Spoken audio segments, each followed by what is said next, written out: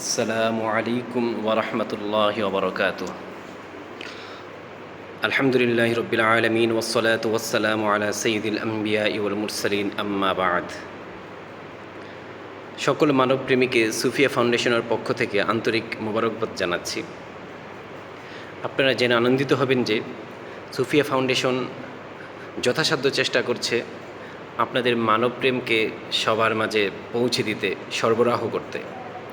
আর সে লক্ষ্যেই প্রতি মাসে বিনামূল্যে চিকিৎসা সেবার পাশাপাশি প্রতি মাসের 1 তারিখ থেকে 10 তারিখের ভিতরে খাদ্য বিতরণের এই সেবাটিও চালিয়ে নিয়ে যাওয়ার একটা উদ্যোগ নেওয়া হয়েছে এবং সেটা আমরা বহু আগ থেকেই করে আসছি।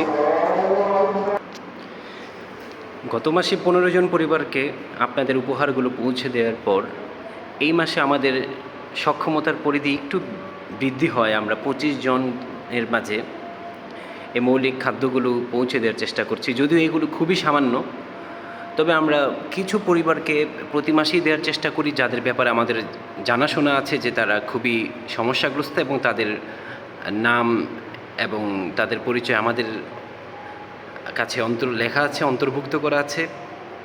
এবং পাশাপাশি চেষ্টা করি আমাদের প্রতিষ্ঠা কেন্দ্রের যে আশেপাশের গ্রামগুলো বা আমাদের যে থানা, পুরো থানাতেই এই সেবাকে পৌঁছে দেওয়ার।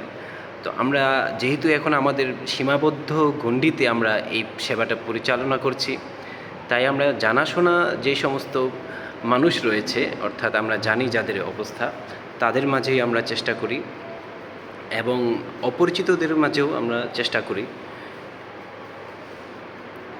আমাদের এই সেবা পৌঁছে দেওয়ার।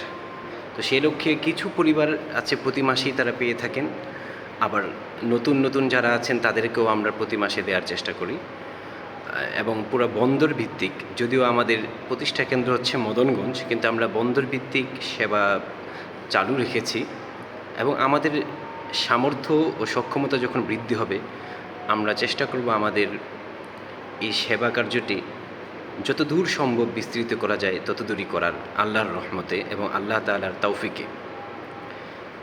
এবং আপনাদের সকলের কাছে আন্তরিক কৃতজ্ঞতা পোষণ করছি যে আপনারা আপনাদের এই মানব প্রেমকে